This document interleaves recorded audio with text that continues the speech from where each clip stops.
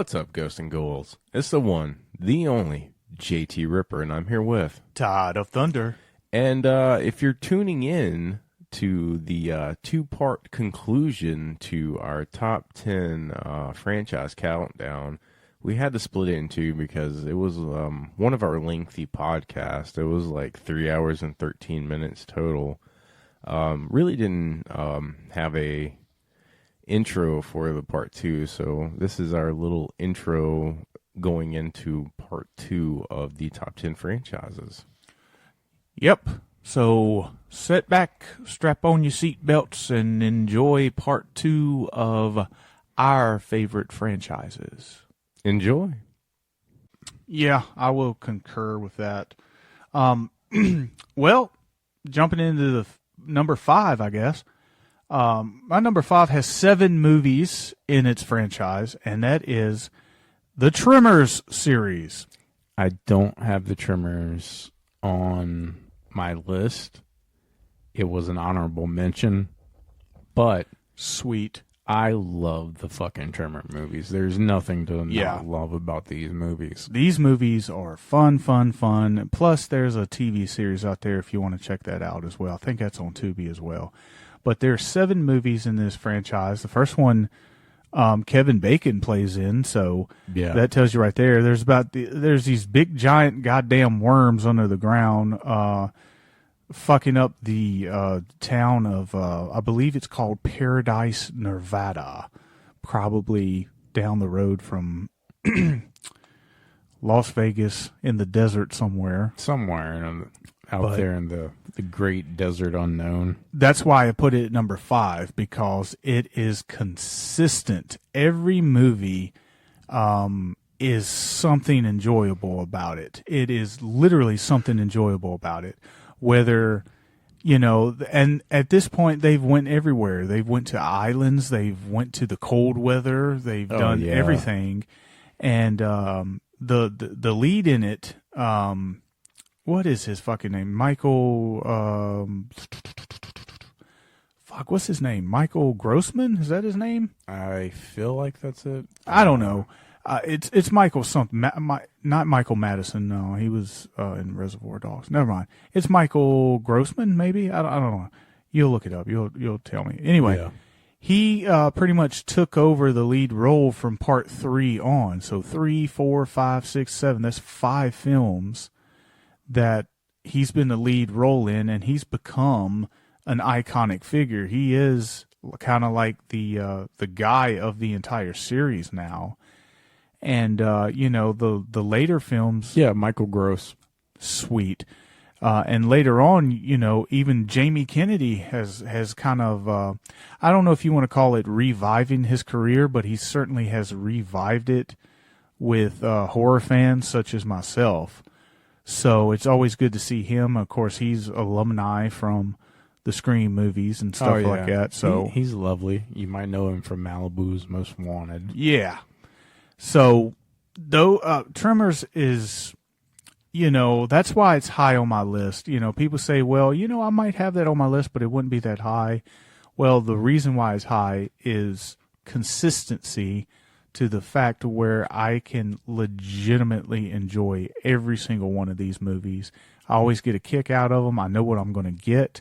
I know I'm going to get some gross stuff. I know I'm going to get some funny stuff. I know I'm going to get some action, some adventure. How are they going to kill them this time? How many of them this time? Can they fly? Do they fucking walk? Can they, all these different types of things. And it's been consistent, and that's why it's number 5. Yeah, Tremors don't really get a lot of love and respect like it should. And it's been around forever, guys. The first film was made in 1989, so. Yeah. I mean, it would be, I would like to see like another big budget Tremors movie. I wouldn't mind seeing Kevin Bacon come back. I've always enjoyed him. It's definitely gone down the horror comedy route, which I don't mind. I think that's something you can get away with doing with the Tremors movie. But at the same time, if they ever decided to remake it, I think it could also be one of those you could redo and get away with making it a horror comedy. Yeah, you'd almost have to. I mean, if you make it a serious film, I mean, it could go one of two ways. You know what I mean? It could go Poltergeist remake way where nobody remembers it at all, Yeah.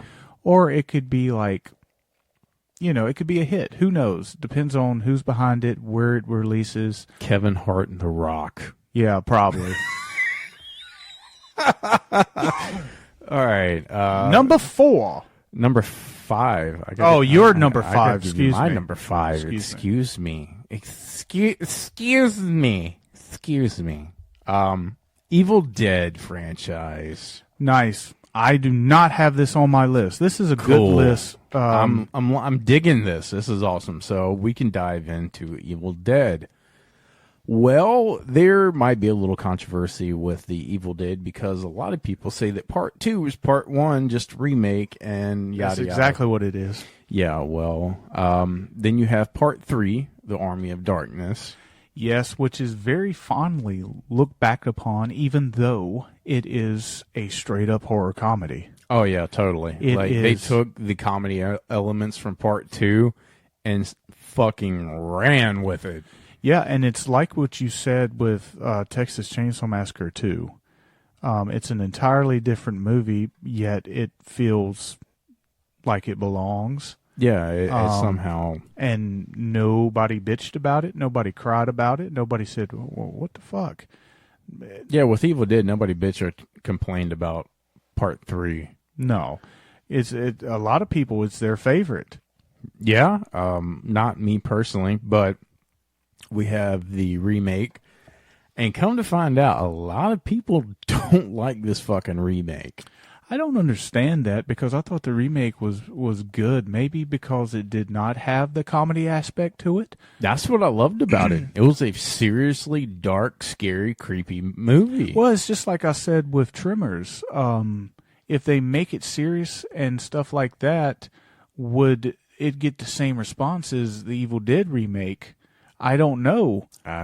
Because I think that I liked it.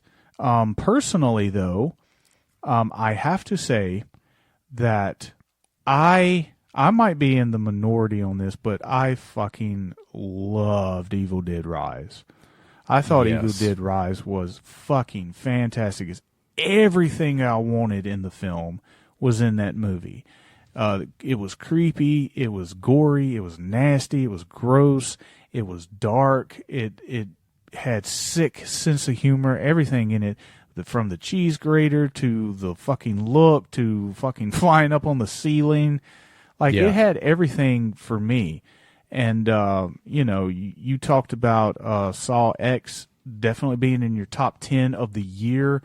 Evil Dead Rise has a spot on my list. Same. And it hasn't changed a spot. No, not at all. And you have the television show for all you diehard. Ash versus Evil Dead. The TV show was awesome. My son was a huge fan of that. You have characters on that show that have become their own, have developed their own following, is what I'm trying to say. Right. So not just Bruce or not just whatever. They've created other characters. Yeah. And before I forget, let me go back to my number 7, which is Scream, and say that I really enjoyed that TV series as well. Oh yeah, we didn't talk about the Yeah, Scream television I forgot series. about that, but there's 3 seasons. The third season only had like 6 episodes and was kind of standalone. But that first 2 seasons where it was one big story, I thought was awesome. But anyway, getting back to Evil Dead, yeah, I have no problem with Evil Dead. They're, in my opinion, they're consistent. They're consistent. They're not bad movies. None of at them. all. Sam Raimi is an amazing director. I mean, of course, he went on to superstardom. I mean, he got the Marvel Spider-Man roles and stuff like that. Yeah. So Yeah, Evil Dead is right up there. Oddly enough, I think in the horror community, Evil Dead is a more bigger deal than mainstream people know about. Like it's kind of weird. I feel like to us, when you say Evil Dead, it's like everybody knows that. But some people in mainstream that don't normally watch horror films, Right. they know Freddy, they know Jason, they know Michael, but they're like Evil Dead. I might have seen it. Ash? Who? Yeah, yeah. So that's Which really is- weird. It's mind blowing. But yeah, there's not one bad movie in this franchise. I mean, honestly, if it has everything, it has everything from comedy to like downright creepy. I personally, hot take, think that your newer Evil Dead movies, i.e., your remake and Rise, are creepier and a little bit more horrific than anything else prior from it. Yeah, I mean, Honestly. I think one thing that made the original Evil Dead films so popular with horror fans is because they were a little bit more. They pushed the envelope more than your Jasons, your Freddy, your Michaels. It was a little bit more gore, a little bit more blood, a little bit more comedy. I don't know. It felt like it was a little film that they can carry around in their back pocket, and nobody knows about. You know, it's kind of like that local band, like, oh, nobody knows this, but then that local band kind of blows up, and then you're like, I don't like that band no more. They sold out. Yeah, I'm waiting for those people to do that with Terrifier. It's a coming. It's coming. I swear to God, it's coming. You're going to be like, I like Terrifier. Art the Clown hasn't been good since All Hallows Eve. Yeah, I could definitely see that. Fucking keyboard warrior. Well, my number 4 franchise has 8 movies in it. That's a lot. That's a lot. That's a lot. And that is the Alien franchise. That is not on my list. Yep. Even though I like the Predator character better than the Xenomorph character, I think that Alien franchise is a little bit better than the Predator franchise. I think it has a little bit better movies to it, but I'm not trying to compare. The first Alien movie came out in '79, and it blew people away. Still a beautiful movie to watch. It's a beautiful movie. So it's the isolation in it, the fact that there's one alien, kind of like gives people that claustrophobic feel, and 100%. It introduced us to a new hero in Ripley. So one of the rare times that a sequel comes out that blows the fucking original out of water. Oh, 100%. It's kind of Aliens is fucking amazing. Yeah, Aliens is, spoiler alert, it's my favorite in the entire franchise. And Aliens did to Alien what Terminator 2 did to Terminator. Oh, 100%. Which is, it took a great film and almost made it obsolete because the sequel was just so much fucking not better, but it was more to it, which made it, I guess, better. But anyway, you had Alien 3. A lot of people hate Alien 3. It's not the best, but I get along with it. Alien Resurrection had Winona Ryder in it and Brad Dourif, and it was a little bit quirky, but it was still fun, in my opinion. See, I'm not a big fan of that movie. I like